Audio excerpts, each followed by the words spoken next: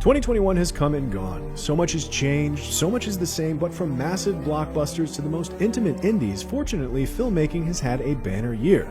As we look back on it in review, these are our picks for the top 10 movies of 2021.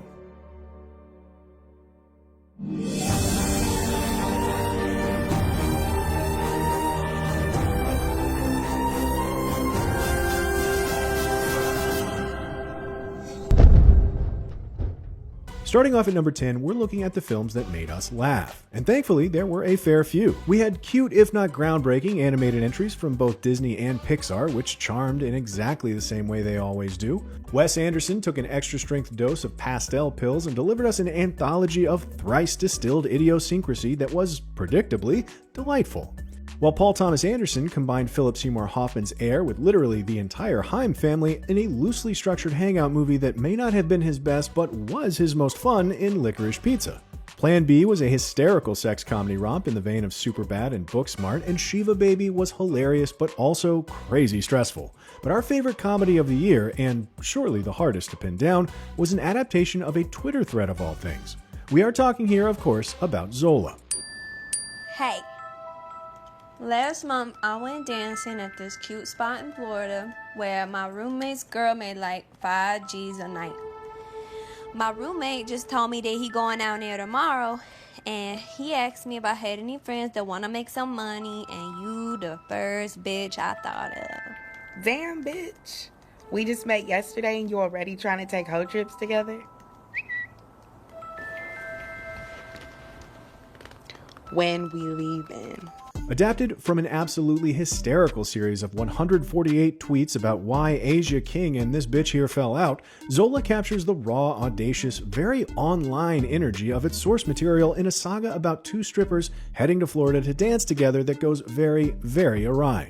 While sporting obvious visual shades of Spring Breakers and The Florida Project, Janixa Bravo's sophomore feature is contemporary in a way even those films are not, truly reflecting the manic energy of a generation that grew up online in both admiration and critique. It's an absolutely insane tale that's as tense as it is funny. But if that's not enough to convince you of its worth, let us not fail to mention that it includes Greg from Succession rapping Hannah Montana by Migos. So, there's that. Hannah Montana! Hannah Montana! Hannah Montana! Hannah Montana!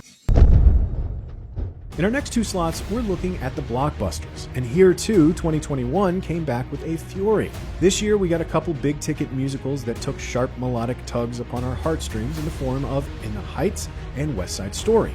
James Bond took big risks, delivered a couple stellar action set pieces, and plunged into the deep unknown while stumbling on a few of the fundamentals. And Marvel began its next series in earnest, impressing us with Black Widow, Shang-Chi, and especially our number 9 pick, Spider-Man No Way Home. However, even Marvel is overshadowed by this year's behemoth hype machine, and rightly so. Our number 8 pick, Dune. What's in the box? Pain. Nice knowing you, Spider-Man. Wait, excuse me? In No Way Home, our live-action Spider-Man took a page from animated Miles Morales' book and found himself faced not with foes from across the Marvel Cinematic Universe, but the ghosts of Spider-Man villains past.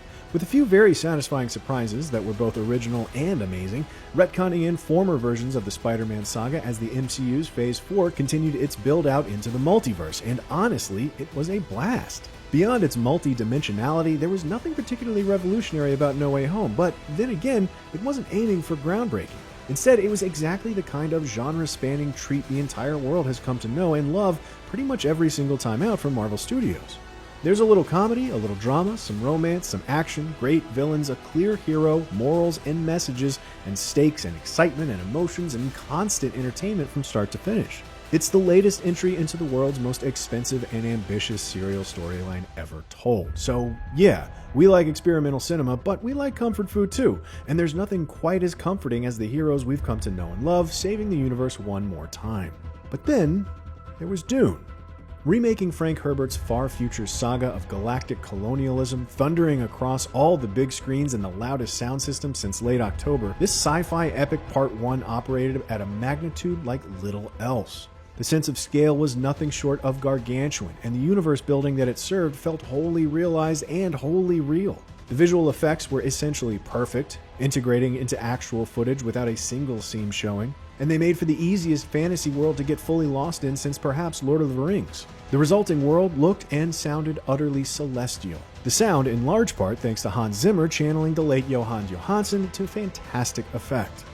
From the very first moments of the film, Denis Villeneuve continued to prove that he directs sequences unlike anyone else working today, bending space and time and all the techniques of cinema together into a multi-sensory emotional experience that was, in each 10 to 20 minute span of time, something utterly new. And while he has occasionally stumbled in the past at tying all his sequences together into a satisfying ending, here it was all upside, setup, and promise. An entirely new world wherein we can dream his unique brand of future.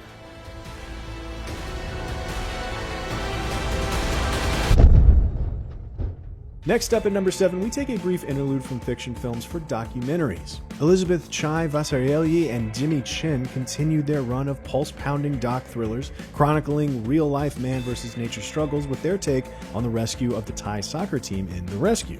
Roadrunner gave us a peek into the behind-the-camera life of Anthony Bourdain.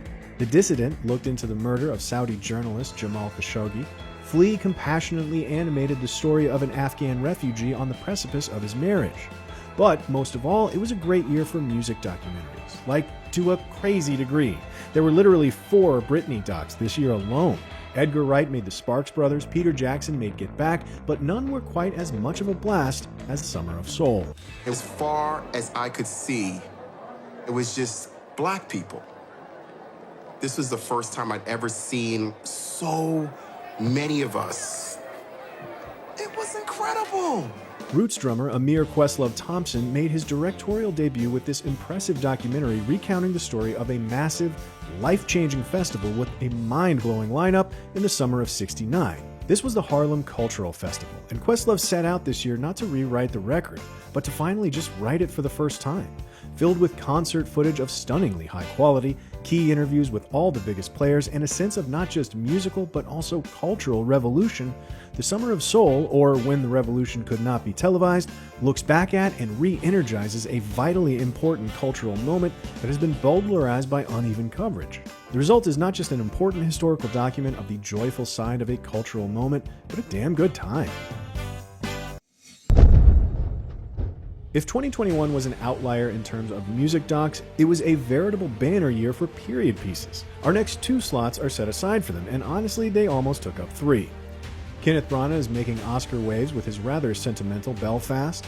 Paul Verhoeven asked us what if, like, the Bible was way more sexy than it already obviously is in Benedetta. King Richard rendered the Williams sisters' upbringing in Shakespearean mode. Judas and the Black Messiah came out this year, although you'd be forgiven if it felt like forever ago. 2021's been a long one. But we can't forget this moving tale of power and sabotage in the civil rights era. While Sardar Udham gives us a nuanced, human, non-linear look at the life of a 1940s freedom fighter, The Last Duel is Ridley Scott proving he still goddamn has it in medieval Rashomon, sporting exceptional performances from both Jodie Comer and, surprisingly, Ben Affleck, with maybe his best role and worst facial hair in decades. But it just misses our list in favor of our number 6 pick, the hypnotic Arthurian riddle of the Green Knight. O greatest of kings, indulge me in this friendly Christmas game. Let whichever of your knights is boldest of blood and wildest of hearts step forth. Take up arms and try with honor to land a blow against me. However, even the Green Knight cannot match the unparalleled brilliance and majesty of our number 5 pick, Jane Campion's utterly astonishing The Power of the Dog. I wonder what little lady made these. Actually, I did, sir. My mother was a florist, so I made them to look like the ones in our garden. Oh, well, do pardon me. There is an overwhelmingly surreal quality to David Lowery's adaptation of the Arthurian legend of Gawain, telling the tale of a young knight in search of a heroism he does not yet possess, like that of a truth that swims in and out of focus, dancing beyond our grasp. This is not your traditional sword and sorcery epic, resplendent with pitched battles and acts of glory, and Arthur, Guinevere, Mordred, and Gawain are not your parents' knights in shining armor, clear bastions of strength, of good and evil. They, like the rest of the Green Knight, are alive with contradictions that the film refuses to even attempt to resolve. Dreamlike, psychological, often non-verbal. It folds in on itself like 1,000 years of retellings all at once, a tale reshaped 1,000 times for different ends, here laid out as all or none. It would be unwise to go in expecting a tidy ending, but if you came prepared for a fever dream, you were sure to leave enchanted. The Power of the Dog, Jane Campion's story of two brothers bucking at their natures in the twilight years of the Wild West, and the mother and son who disrupt their dynamic, trades in a different kind of open-endedness. Every single one of the most important answers are there, and not a single one extra. There is a cut-to-the-bone efficiency to Jane Campion's minimalism when it comes to narrative, saving space for a depth of psychological richness and sensuality in its place. Johnny Greenwood's score is a literal masterpiece with melodies that will haunt you long after the credits roll, and Campion has long proven herself the master of frontiers, places where the concepts of masculinity and femininity meet at their fringes, and here is hardly the exception, finding the latent eroticism of the cowboy lifestyle much like Claire Denis did with Soldiers in Beau Travail. She finds stunning beauty at the extremes of her camera lens, both ultra-wide and ultra-tight, and wrangles an entire cast worth of brilliant performances even while some initially feel off. Our recommendation is to trust that uncanniness will reveal itself because Campion does not, in fact, make a single misstep in this slow-burn anti-western. We want to take a quick breath at number 4 and look at some of the great films we couldn't quite fit in other places on this list. We don't have a horror pick making it into our top 10 this year, but that doesn't mean there weren't some fascinating options. The minimalistic Lamb, the astonishingly detailed achievement of Mad God.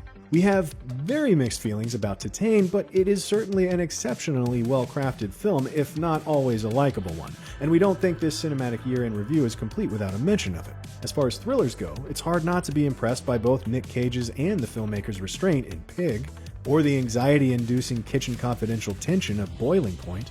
And there are a couple of films we weren't able to get our hands on in time to write this list. The Tragedy of Macbeth eluded us, although it's probably available in theaters now as you're watching.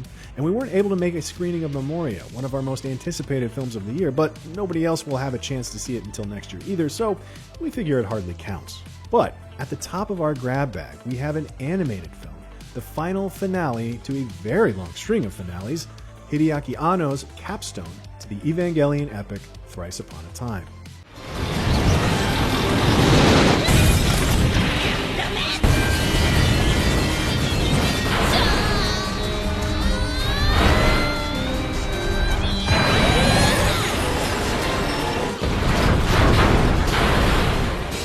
Over 25 years ago, Hideaki Anno revolutionized Japanese animation forever with his Neon Genesis Evangelion series, combining the deeply personal with the massively existential in a genre-expanding epic of battling mecha kaiju, but the ending was dense.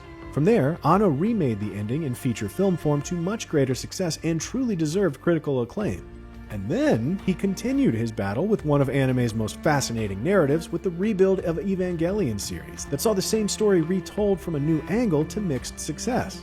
And this year, he has offered a third and utterly final ending. The result is not just an example of a great work finding a fitting conclusion, but of a brilliant, if historically tortured creator wrestling with himself and his own concept of finality and finally finding a way to make peace with saying goodbye. For our last 3 picks, we have but one category: the broad, boring catch-all of drama. But oh, what a year it has been for good drama. From Spencer to The Card Counter, from Coda to Uni, Lin-Manuel Miranda behind the camera in Tick Tick Boom, Molly Wood's The Disciple, Rebecca Hall's Passing, the multi-layered Bergman Island, and our top 3 picks in order: The Souvenir Part 2, Drive My Car, and Come On, Come On. Patrick. Hi. Hi. How are you? I am middling. How are you? Yeah, middling as well. Like Evangelion, The Souvenir Part 2 is another sequel that sees a narrative turning further inwards rather than expanding out. In 2019, Joanna Hogg gave us the semi-autobiographical tale of Julie, a film student who finds herself in love with a heroin addict, a searingly honest take on all the best and worst parts of the binding power of love. But this year, she dissects herself even further, examining herself in a state of examination, as she follows Julie grappling with her own story of love and loss as she attempts to turn it into her own film. That is to say, Julie and Joanna's stories don't end at their endings, but continue onwards in art and memory. And The Souvenir Part 2 is the story of that. And what sounds like a self-referential recipe for dreary navel-gazing turns out to be something far more insightful, more profound, and more moving than even the thing itself. 今回は私たちの決まりでドライバーを用意します。というと、彼女です。渡美咲です。僕はまだドライバーを君に頼むことに同意してない。A screenwriter sits up, half asleep, half entranced in the middle of the night and dictates the story of her dreams to her husband. In the morning, he tells it back to her so she can use it at work. Her husband, a theater director, puts on multilingual plays where actors cannot understand each other's words but must reach across the language barrier to communicate nonetheless. She records for him an entire play with his parts left out so that he can learn his lines. One day, she suddenly passes away. 2 years later, we find him driving through Japan at night, still in dialogue with her over those exact same lines. So passes the first 40 minutes of Drive My Car's prologue before the opening credits even roll. Simple, restrained, light on plot while heavy on emotional complexity, the film slowly steers its way into the kind of grief-stricken quagmire that often makes up the shape of a life in the shadow of messy tragedy. What follows in the next 2.5 hours as director Kufuku finally opens up to and with his driver is a quiet epic about the small bridges between us that language can build, and the huge parts of us that can never cross them. What will stay with you, and what will you forget? What scares you? What makes you angry? Do you feel lonely? What makes you happy? Come On is a story that has been told 1,000 times before. Someone without children unexpectedly finds themselves thrust into a parental role, only to be significantly transformed by the experience. But it is neither the story nor the structure that makes this film special. It is the way the film treats its subject that elevates it far above the generic crowd. Director Mike Mills approaches the experience of parenthood with an unparalleled level of naturalism, revealing a keen sensitivity to how children think and speak and flow from moment to moment, and to the inner children of the adults in their care that these experiences can call out of them, both beautiful and infuriating for each. Loosely scripted and heavily improvised, the words and the tremendous performances that lead to them end up feeling astonishingly like real life. However, it is the way the film regards these subjects and their unabashed humanity that elevates Come On to the level of art. The film turns towards this realism that the actors have created, all their brilliance and their messiness, their sense and their nonsense, with such gentleness and unqualified compassion that it feels as if they, and in fact, all the childishness which we, the viewer, deep down possess, are infinitely forgiven. The result is deeply, profoundly moving in a way that the simplicity and ordinariness of the plot would never suggest, which is why we think it's one of the best movies of 2021. You're crying. No, I'm not. Yes, you are. So what do you think? Disagree with any of our picks? Do we leave out any of your favorite movies so far this year? What are you looking forward to in 2022? Let us know in the comments, and be sure to subscribe to IGN Movies and TV for more Cinefix movie lists.